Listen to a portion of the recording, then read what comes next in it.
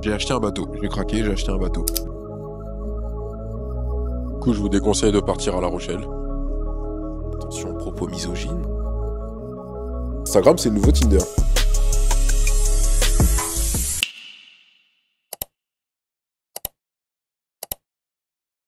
Bon les gars, c'est parti pour cette nouvelle vidéo YouTube. Actuellement, je suis à La Rochelle pour un petit week-end détente. Ce qui est cool, c'est que ce matin, j'ai enfin lancé ma nouvelle stratégie sur Instagram et TikTok. Donc je vais en profiter pendant un brunch qui est prévu ce midi pour vous expliquer exactement pourquoi je change de stratégie.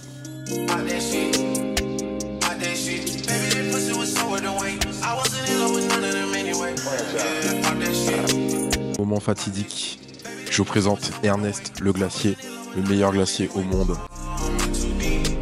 Bon, du coup, je vous déconseille de partir à La Rochelle parce que je viens de mettre les pieds dans une merde de chien. Allez plutôt à Nice ou à Cannes, c'est mieux. Bon, on va arriver sur le lieu du brunch. Il y a intérêt que ce soit bon parce que j'ai une faim de loup. J'ai vraiment très faim. Je vais faire un putain de cheat meal. J'ai mangé une pizza hier soir, mais faudra pas le dire au coach. On arrive, je répète, on arrive sur le lieu du brunch. Du coup, les gars, j'ai regardé la carte. On va partir sur un avocado toast avec un morning boost. Alors, avocado toast, on a quoi? On a pain en céréales, écrasé d'avocat, épices, feta. Je déteste le fromage, il n'y aura pas de feta. Radis, oignon rouge, jeune pousse et citron. Parfait. On va peut-être se laisser tenter par des pancakes avec du sirop d'érable. Ça, faut pas le dire. Et en boisson, un morning boost. Il y a de la pomme, carotte, orange, gingembre, citron vert. Bon, brunch terminé. C'était un délice. C'était incroyable. Pancake. C'était vraiment lourd, lourd, lourd. À dire que c'est un endroit que je recommande pour les personnes qui ne critiquent pas le matcha latte, parce qu'apparemment c'est plus calorique. J'ai appris ça tout à l'heure, c'est plus calorique que du chocolat ou je sais pas quoi, bref. Continuez de boire du matcha latte, parce que c'est conseillé par les plus grands coachs de la Terre entière. On se retrouve tout à l'heure pour vous expliquer pourquoi j'ai changé de stratégie sur les réseaux sociaux. Bisous! Du coup, j'en profite pour faire un petit break parce que c'est la première fois de tout le week-end à La Rochelle qu'il y a du soleil. Je sais pas si c'est parce que je suis là ou je sais pas. Alors, pourquoi j'ai décidé de changer de cible sur les réseaux? Pour la simple et bonne raison que, en fait, j'en avais marre de m'adresser aux meufs. Parce que je me suis rendu compte que pendant très longtemps, déjà, c'était problématique de pouvoir faire en sorte qu'une femme puisse se remettre en question. Attention, propos misogynes. Et aussi parce que, à la base, quand j'ai décidé de faire ce contenu, c'était surtout pour faire prendre conscience de certaines choses par rapport à différentes dates foireux que j'aurais pu avoir. Et différentes situations où les gens auraient pu s'identifier tout simplement comme, des dates où, on se retrouve dans un environnement un petit peu, traquenard et on sait pas du tout comment on va rentrer chez soi. C'est des choses qui auraient pu servir autant aux femmes qu'aux hommes, un peu plus quand même aux femmes. Et pour autant, dans ces vidéos un peu drôles, humoristiques, il y avait toujours des «débiles» entre guillemets qui trouvaient quand même le moyen de pas comprendre la portée du message et qui n'hésitaient pas à insulter, à commenter sans véritablement donner des arguments et en fait, c'est très énergivore. Faut savoir une chose, c'est que pour une bonne partie des créateurs de contenu, ce qu'on aime avant tout, c'est pouvoir, un, faire du buzz, bien évidemment, créer de l'audience. Ensuite, 2, apporter quand même un minimum de valeur ajoutée à ce qu'on va mettre en avant dans la vidéo et 3, que ça puisse générer des questions pour pouvoir, tout de suite rediriger vers un potentiel business qu'on pourrait avoir, du coaching visio, des formations, un accompagnement, tout ce que vous voulez. Donc, quand finalement, les vidéos servent uniquement à générer de l'audience, apporter des followers, mais que derrière on se fait traiter de d'homme princesse, de gay refoulé, retourne au chantier, parle de football, parle de sujets de mecs, on est arrivé dans une époque où finalement, aujourd'hui, ce sont des femmes qui déterminent ce dont on a le droit de parler en tant qu'homme et donc, quand ça les arrange, c'est pas une problématique de parler de sujets de femmes parce qu'on va les brosser dans le sens du poil. Par contre, quand ça les dérange, il faut qu'on retourne parler de sujets de mecs. Donc maintenant, il faut déterminer quels sont les sujets dont on a le droit de parler, des sujets de mecs, des sujets de femmes, en fonction de ce que les femmes, du coup, voudraient entendre. Ça me rappelle effectivement une vidéo d'une femme d'une quarantaine d'années sur TikTok qui a essayé de reprendre une de mes vidéos où je valorisais les femmes de 40 ans. Et elle a quand même trouvé le moyen sur une vidéo bienveillante où je valorisais les femmes de 40 ans, de critiquer, d'essayer de faire une espèce de bad buzz qui n'a pas du tout marché. Bon, faut dire aussi que je vais donner un petit peu de visibilité, mais c'est tout. Et au final, quand on voit le contenu qui est proposé à côté, c'était du contenu sur les plateformes privées. Donc elle critiquait les femmes qui sont jugés trop vite par rapport à leur apparence et au final, derrière, quand on regarde, ce qu'elle pouvait proposer sur les réseaux, bah, elle donnait raison à ce que je pouvais potentiellement dire ou à ce qu'elle, elle mettait en avant dans la vidéo où elle a essayé d'être «drôle» entre guillemets. Deuxième question, à qui je m'adresse? J'ai décidé de m'adresser aux hommes parce que au niveau du contenu que je proposais, ça a permis de booster mon ego. J'avais beaucoup de femmes en commentaire qui, n'arrêtaient pas de me saucer. J'avais beaucoup de femmes en message privé qui voulaient absolument un date avec moi, qui, seraient prêts à vendre leur corps et leur âme pour avoir 1 minute de mon temps.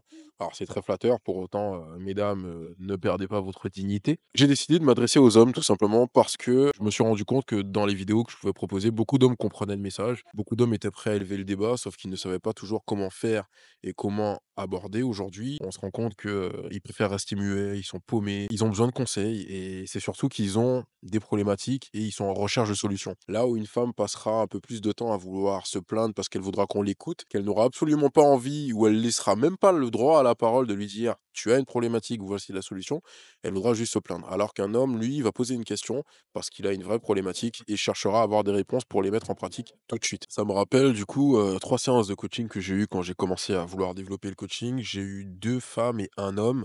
Les 2 femmes ont passé une demi-heure en appel découverte à me raconter leur situation sans véritablement me laisser la possibilité de leur expliquer ce qui va et ce qui va pas. Alors que j'ai eu un homme qui avait une question, une vraie problématique. Il était à l'écoute et j'ai pu prendre le temps, une demi-heure, de lui donner des axes d'amélioration, de lui donner des solutions qu'il pourra mettre en pratique. J'espère que ça a pu l'aider. Il m'a recontacté pour m'indiquer qu'il allait retourner en date avec la même femme en question qui lui avait posé problème. Donc, j'ai pas de nouvelles depuis. Mais en tout cas, j'espère sincèrement que ça a pu l'aider. Autre point très important, c'est aujourd'hui beaucoup les femmes en fait qui expliquent qu'on n'aborde plus dans la rue parce que tout se fait via les réseaux sociaux, et cetera. La seule chose, c'est que pour avoir fait un micro-trottoir il y a 3 4 jours, quand je leur ai demandé: «Mais comment est-ce que vous souhaiteriez être abordé dans la rue ou dans la vie de tous les jours?» Bien souvent la réponse était un blanc à peu près de, je veux dire, allez, 1 minute 30 grand maximum. Troisième question, qu'est-ce que les femmes qui vont continuer à me suivre vont pouvoir tirer de mon contenu? Question très pertinente et très intéressante pour la simple et bonne raison qu'elles voudront savoir aujourd'hui quel est le réel problème qu'on rencontre dans les relations et aussi quel est le point de vue des hommes. Bien évidemment, je sais que je vais perdre en followers. J'ai déjà commencé à perdre en followers et c'est comme ça et c'est très bien parce que ça fait le tri. Mais, pour pouvoir comprendre le fonctionnement des hommes, il va falloir aussi suivre ce que les hommes veulent et suivre également comment est-ce qu'ils fonctionnent pour être sûr d'arriver à une bonne remise en question et une harmonie au niveau des relations. Quatrième question, pourquoi je me suis lancé sur cette thématique-là ou sur cette niche-là?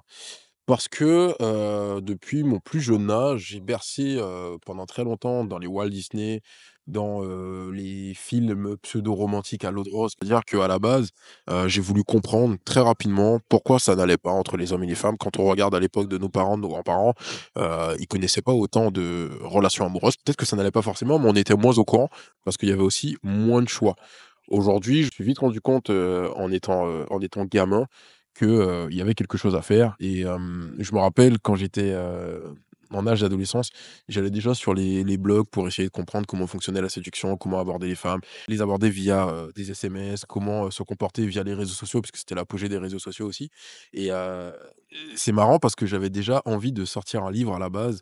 C'était pas un livre qui était très flatteur, c'était 10 étapes pour, permettre aux hommes d'être infidèles sans se faire cramer. Donc honnêtement, j'en suis pas très fier. Pour autant, ça reste quand même une belle thématique. Maintenant, on se retrouve en fait dans une société où les gens n'arrivent plus du tout à communiquer parce qu'on parle souvent de communication. La communication, c'est les clés. Pour autant, on communique pas à la même fréquence, on communique pas de la même façon les hommes et les femmes. Je pense qu'on a besoin d'aide tout simplement. Les femmes, ont déjà tous les comptes possibles et inimaginables, de féministes 2.0, qui leur expliquent, qu'elles n'ont plus besoin d'hommes. Pour autant, elles passeront, une bonne partie de leur vie, voire de leur temps ou de leur énergie à continuer de parler des hommes. Donc finalement, la vraie question est: est-ce qu'elles ont réellement plus besoin d'hommes? Ou est-ce que c'est une manière en fait de gonfler leur ego pour se dire qu'il n'est absolument pas question qu'elles puissent se remettre en question? Donc il y a un vrai sujet là-dessus. Les hommes préfèrent se taire ou ils préfèrent se cantonner à ce qu'on leur dit. Donc en conclusion, j'ai décidé, de donner la parole aux hommes, de comprendre un petit peu eux ce qu'ils recherchent, de comprendre leurs problématiques parce qu'ils seront forcément en recherche de solutions, de les accompagner. Je me prétends pas être, coach love ou coach en séduction, mais je pense qu'aujourd'hui, il y a beaucoup d'hommes qui, aimeraient dégager, du charisme et aimeraient dégager une forme d'aura qui n'arrivent pas forcément à débloquer parce qu'on n'aura pas donné la possibilité de. Cinquième question, est-ce que le choix est illusoire? Alors honnêtement, moi je vais répondre pour moi et mon expérience personnelle. C'est comme quand on dit aujourd'hui quelque chose attire forcément la suite, je pense. par exemple, à l'argent attire l'argent, les femmes attirent les femmes, la séduction attire la séduction, donc tout dépend dans quelle position, on se place. Je sais que, depuis que j'ai décidé moi de faire du contenu humoristique, et qui fait réfléchir en expliquant mes dates, bizarrement, l'audience elle a augmenté, j'ai eu plus d'intérêt au niveau des femmes, j'ai eu plus de choix bien évidemment. Est-ce que derrière j'ai eu envie de sauter sur tout ce qui bouge? Non. Est-ce que j'en aurais la capacité? Non plus. Est-ce que c'est très énergivore? Oui. Bon, j'ai beaucoup d'hommes en message privé qui m'ont posé la question quand ils ont commencé à voir le contenu que je proposais, c'est de savoir comment je faisais pour attirer autant de femmes, comment est-ce que, les femmes pouvaient venir vers moi alors que, j'exprimais en fait, tous les dates que je pouvais avoir, limite ça pouvait être normalement quand on se pose et qu'on regarde un petit peu, le soi-disant tableau de chasse, d'un point de vue logique, on se dirait: «Mais comment en affichant autant de noms sur un tableau, ça peut continuer d'attirer des femmes?» Bah, c'est le paradoxe ou le déni de certaines femmes, pas toutes, parce qu'il faut pas généraliser. Pour autant, il faut savoir une chose, c'est que il y a une catégorie de femmes qui aiment le challenge et la compétition et qui, elles, plutôt que d'être rebutées par ça, voient ça comme une forme en fait de compétition. Question bonus, l'intérêt du dating. Est-ce que ça permet de faire gonfler son tableau de chasse ou est-ce que finalement ça permettrait de tomber sur quelqu'un qui nous correspondrait totalement? J'ai envie de dire aucun des deux. Je dirais que moi, l'intérêt du dating, c'est surtout de se prouver à soi-même qu'on est capable finalement de sortir de sa zone de confort, d'aller aborder tout simplement les gens parce que oui, la séduction, ça peut faire du bien. Ce n'est pas toujours malsain, mais c'est une forme aussi de thérapie personnelle parce que bien souvent, les gens qui réussissent aujourd'hui en dating, en séduction et qui arrivent à vaincre la peur un petit peu de la prise de parole, de l'échec ou de l'abandon, beh, finalement, ils voient ça comme une forme de thérapie derrière. Ils en sont contents, ils en sont fiers et ça veut pas forcément dire que parce qu'ils ont date une personne que ça va aller plus loin et qu'on va commencer à parler de d'intimité parce qu'un tel ou un tel aura couché avec l'autre. Messieurs, dames, les questions sont terminées. Je pense qu'il est temps de se rapprocher de la mer et d'envisager peut-être une petite balade en bateau.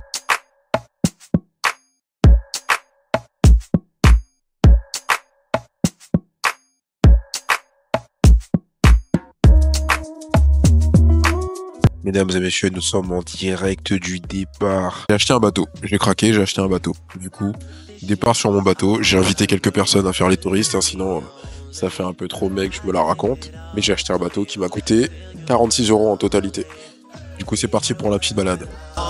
But I guess things change. It's funny how someone else's success brings pain. When you're no longer involved, that person has it all, and you just stuck standing there. But I'm gonna need you to say something, baby. Say something, baby. Say something, baby. Say something. I'm gonna need you to say something, baby. Say something, baby. Say something, baby. Say something. I'm gonna need you to say something, baby. Say something, baby. Say something. Bon, les gars, petit retour à l'appartement dans le Airbnb. Je vous le montrerai demain matin parce que flemme et parce qu'il y a plus beaucoup de lumière. Il commence à faire nuit, donc vous n'allez pas l'apprécier. Je vais filer à la douche parce que j'ai la goutte au nez, j'ai le cerveau frigorifié. J'aurais pas dû manger de glace, mais c'est pas grave. Après la douche, du coup, je referai une petite session en question parce qu'il y a eu pas mal de réactions suite au changement de contenu, de cible, de stratégie sur les réseaux. Donc, je vais voir si j'ai un peu de temps et d'énergie pour répondre à tout ça. Les gars, c'est parti pour un nouvel épisode d'une vidéo YouTube qui va peut-être se transformer en séance de thérapie parce que je suis littéralement allongé dans un canapé face à la mer. Du coup, on va enchaîner les questions que toutes les personnes ont pu me poser. J'en ai déjà répondu à 5 plus une bonus. Il y en a d'autres qui sont arrivées pendant ma petite journée reposante, au calme. C'était une retraite spirituelle face au Fort Boyard. C'était magnifique. Je vous mettrai des petites vidéos très très très sympas. J'ai pas arrêté de péter parce qu'il faut savoir que je suis intolérant au lactose et que malheureusement, quand je mange de la glace, ça fait des dégâts derrière. Maintenant, on va passer aux questions.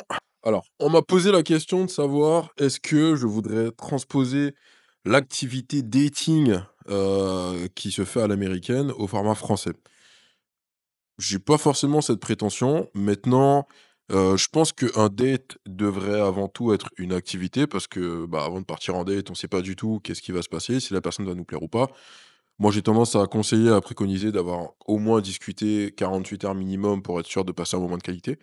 Maintenant, il y a des imprévus, il y a des opportunités, il y a des rencontres qui peuvent se faire, bah, comme ça, sans prévision et on peut tout à fait passer un super moment de qualité. Ce qui est assez dommage dans le date ou le dating, format français métropolitain, c'est qu'on se met beaucoup trop la pression pour, bah, tout un tas de choses où si on était beaucoup plus naturel et qu'on laissait de côté les réseaux sociaux, je pense sincèrement qu'on pourrait passer tous un moment de qualité et se concentrer sur des choses qui sont, on dirait, un peu plus, importante, un peu plus, en lien avec les valeurs plutôt que de savoir, quels sont les red flags, c'est quoi le body count de quelqu'un, combien de frères et sœurs elle a, enfin voilà les questions que j'appelle un peu les questions bateau. Donc il faudrait, je pense au format, français, se prendre beaucoup moins la tête parce que oui, le dating reste une activité.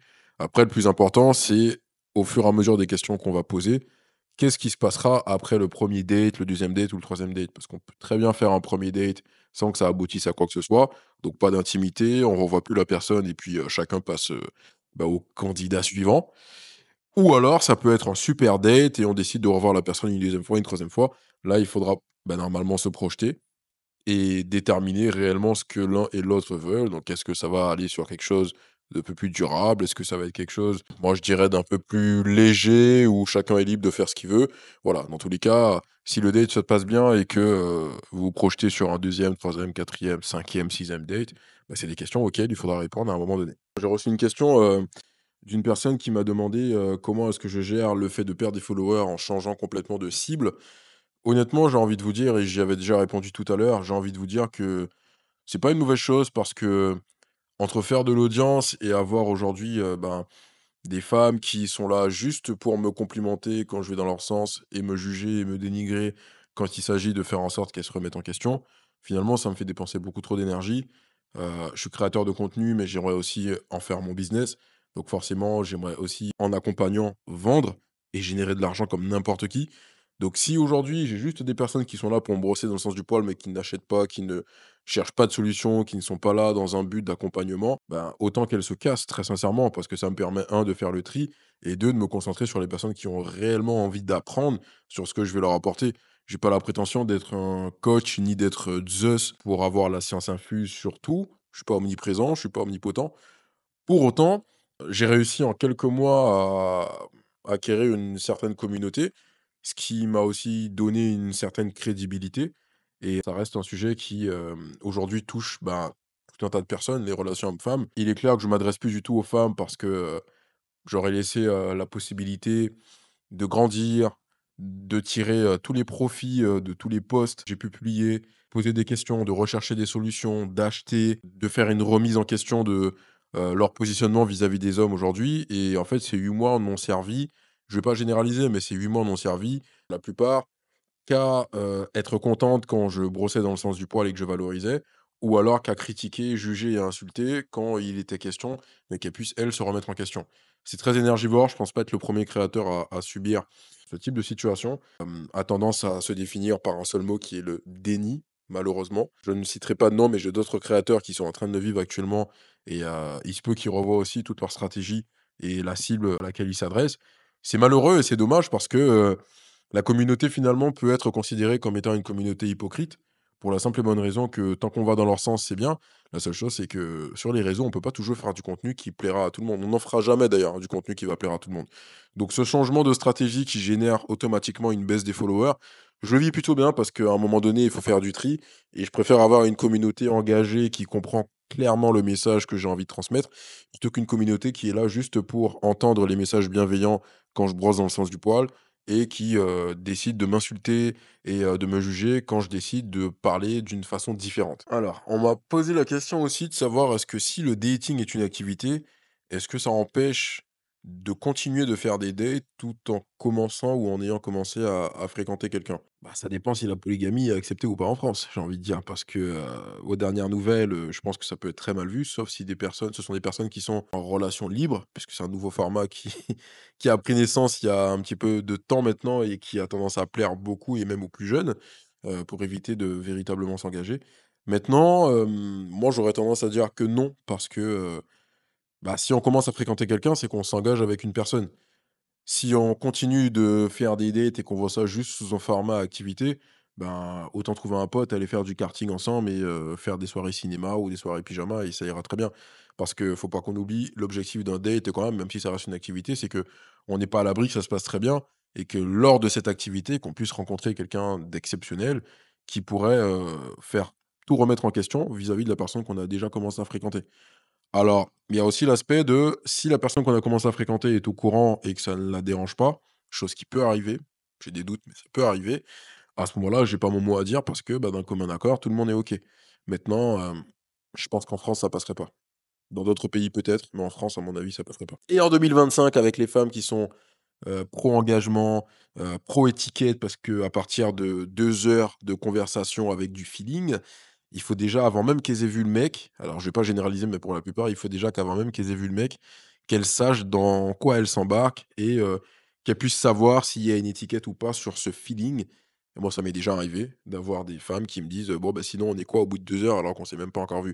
Ou des femmes qui me disent au bout de 2 heures: «Maintenant qu'il y a du feeling, sinon tu parles à d'autres personnes».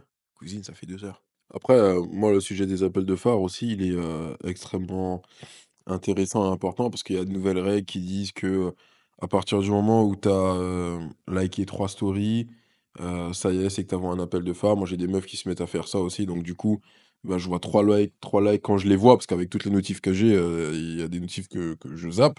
Mais quand tu vois 3 likes, d'une même nana, c'est en gros, elle fait des appels de phare. Il y a un nouveau truc aussi que j'ai vu. En gros, les nanas dans leur story à la une, souvent on voit un écran, tout noir, tout bleu, tout rose et en fait, ça, c'est pour les mecs. Petit piège, attention les gars, quand vous regardez les stories à la une plusieurs fois de la même nana, plusieurs jours. En fait, c'est un emoji qu'elles ont fait grossir, grossir, grossir, grossir, où on voit plus du coup que la couleur de l'emoji, mais sur l'écran du téléphone complètement. Et en fait, nous, on sait pas, on zappe, on zappe, on zappe toutes les stories à la une, par exemple, outfit of the day ou bien, les stories me ou les stories, où elles se mettent en mode, narcisse ou je sais pas quoi. Et en fait, quand on continue de zapper en passant à la story suivante, quand on tombe sur cet écran figé, ce qui se passe, c'est que ça envoie en fait, un message à la personne qui indique qu'en fait, on est en train de «stalker» entre guillemets. Non, je pense qu'après, moi j'appellerais ça encore être dans le déni parce que, tu as des meufs, avant 2003 qui te diront, qu'elles ont juste besoin de savoir qui est-ce qui va stalker, s'il y a des mecs qui vont regarder, s'il y a des meufs qui vont regarder. Souvent, c'est la pseudo-jalousie entre meufs parce qu'il y a des meufs qui vont regarder. Je comprends pas comment on peut créer des règles, comment on peut créer nos propres règles dans un truc qui a été construit à la base pour un autre but. Instagram, c'était pour partager en fait, des choses avec ses proches, ses potes, tout comme on faisait à l'époque sur Facebook. Moi, j'ai connu Instagram comme ça. Aujourd'hui, Instagram, c'est devenu une espèce de c'est le nouveau Tinder, en fait. Instagram, c'est le nouveau Tinder. Cette expérience, en fait, par rapport aux femmes, elle m'a permis de me rendre compte que, un, pour plaire, il y avait pas forcément besoin de faire des efforts, qu'il y a beaucoup de choses qui passent par le charisme, par l'aura que tu vas dégager et ça, il y a des petits tips. J'hésiterai pas à en parler, lors des séances de coaching, en privé avec tous les gars qui vont me contacter aussi.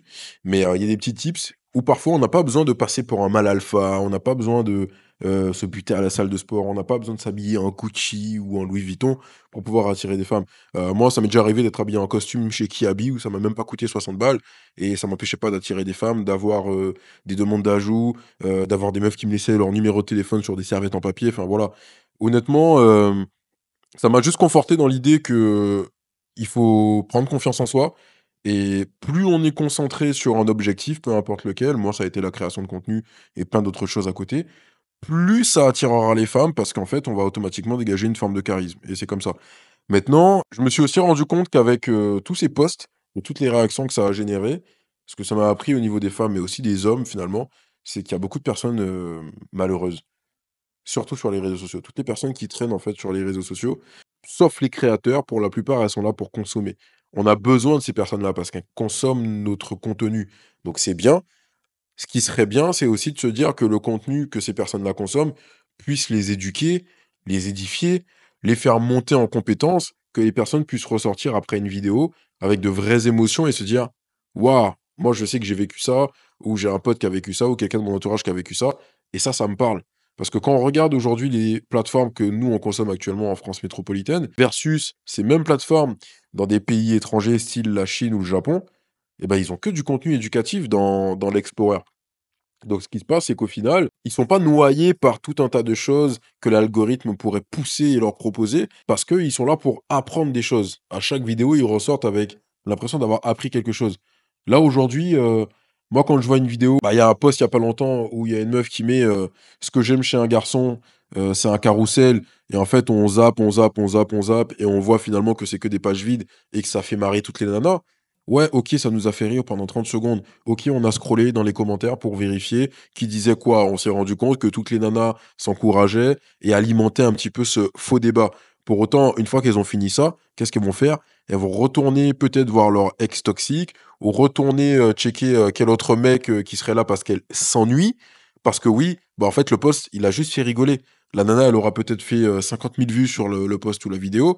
Pour autant, qu'est-ce qu'on en aura appris derrière? Que dalle. Juste une nana qui a besoin de tirer à balles réelles sur un homme. Et c'est tout.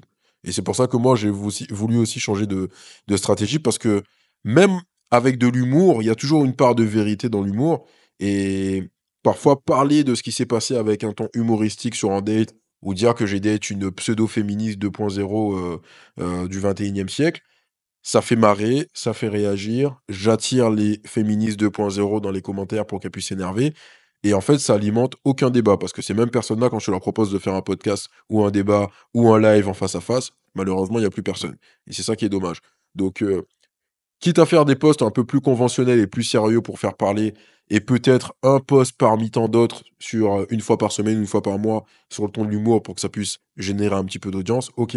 Mais au final, si c'est juste pour générer de l'audience, pour qu'au final les gens continuent derrière de se dire, ouais, ils ont raison, et en fait on est hypocrite avec soi-même parce qu'on continue de faire tout l'inverse, mais c'est juste que ça nous a fait rire et qu'on a géré le truc un peu sous effet de masse, comme des moutons, je vois pas l'intérêt. Bon les gars, on informe à la régie qu'il n'y a plus d'autres questions. Donc on va clôturer cet épisode pour... Non, on va clôturer le tournage pour aujourd'hui. Demain, avant de partir, je vous ferai vite fait la visite du Airbnb. Que vous puissiez voir la vue magnifique qu'il y a sur cet Airbnb. Franchement, il faudrait que je remercie les autres via l'application parce que franchement, il y a une vue de dingue quand il fait beau.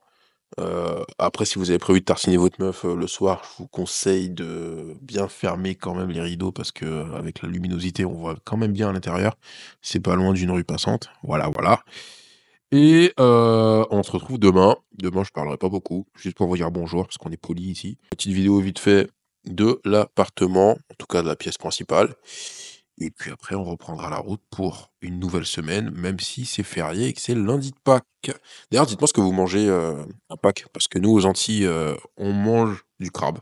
Des dombrés, des dombrés. Pour ceux et celles qui savent pas ce que c'est, les dombrés, c'est des petites boules de farine dans un fricassé de ce que vous voulez, en général. Moi, j'aime bien avec des crevettes. Il y a des haricots rouges, enfin bref, voilà, ce que vous voulez. Il y a du calalou, c'est des feuilles d'algues, mais pour les personnes qui ont des problèmes digestifs comme moi, je vous conseille pas parce que vous mangez ça et puis 2 heures après, vous passez là. En fait, c'est comme quand vous mangez indien, c'est tout double. Ça, c'est très bien. Ça, vous finissez intoxiqué. C'est pas le plat que je vais conseiller pour le repas de Pâques aux Antilles. Sinon, vous pouvez manger une très bonne pizza et finir avec une glace Häagen-Dazs en dessert, c'est parfait. Voilà. Sur ce, bonne soirée. Moi, je vais aller voir s'il y a de la meuf à aller draguer à La Rochelle, parce que on va peut-être pas raconter ses dates, mais il va falloir reprendre les dates quand même. Bisous! Bon les gars, chose promis, chose due, pardon. Je vous fais un petit home tour, ce sera un petit home tour qu'à moitié. En fait, le plus important, c'est la pièce principale. Avec le salon, regardez-moi cette vue magnifique sur, je sais pas c'est quoi le fleuve, mais bref, c'est là où il y a tous les bateaux qui rentrent et qui partent. On peut même avoir accès à sa voiture, donc ça c'est cool. Le seul petit truc chiant, c'est que là, vous voyez, il y a des gens qui passent. En fait, le soir, ils font tellement de bruit quand ils sont bourrés qu'ils sont obligés de passer par là. Et ils s'en battent les couilles de savoir s'il y a des gens qui habitent là ou pas. Du coup, conclusion, ce qui se passe, c'est que ça nous réveille. Regardez-moi cette pièce magnifique. Et à mon avis, ils ont dû mettre un bon budget dedans parce que la cuisine, elle est top, la vaisselle, le frigo. Ah, le frigo, moi, c'est peut-être un truc que je kiffe énormément. Il est intégré, hop là, dans la cuisine. Ça me permet de voir que j'ai oublié mon skier et mon sirop d'agave parce que oui, on continue de manger bien même si on a mangé des pizzas et des glaces. Et bon après je vais pas vous faire, on n'est pas chez Schmitt ici, je vais pas vous faire tout le détail de la cuisine, bref. En tout cas, l'harmonie des couleurs, elle est vraiment vraiment top. Du coup les gars, j'ai pas de code promo à vous donner parce que je suis pas sponsorisé par Airbnb, hein, c'est pas grave. Pour autant, week-end d'exception, il a fait beau qu'un seul jour sur les 2 jours et demi, donc c'est pas grave, hein, on prend les choses comme ça vient. J'ai très bien dormi, même si je suis un peu triste. J'ai perdu un abonné entre hier soir et ce matin. Et je vous avoue que j'ai eu mal au ventre. Je me sentais pas bien. Du coup, j'ai pris du thé. Et je me sens toujours pas bien. Je déconseille le thé noir le matin s'il y a des personnes qui sont intolérantes à toutes sortes de choses parce que ça fait mal au ventre. Voilà. Ce sont les dernières minutes avant le départ. Donc on va prendre la route. Il y a à peu près un peu plus de 2 heures de route. Je pense que je reviendrai juste pour les glaces ici, parce qu'il y a un super glacier qui s'appelle Ernest. Il n'y a qu'ici qu'on le trouve. Donc je reviendrai. Ah, il y a une pizzeria aussi, elle est vraiment bonne. Il y a une pizzeria, elle est vraiment, vraiment, vraiment très très bonne. Et puis voilà, cet après-midi, ça va être sport. J'ai une grosse séance de cardio. Ensuite, vous savez quoi, je pense que je vais être chaud pour monter cet épisode. Parce qu'il est pas très long, il sera pas très long. Et je sais exactement quelle est l'ADA que j'ai envie d'apporter. Et la vision sur ce vlog. Bon lundi de Pâques, portez-vous bien et à la prochaine.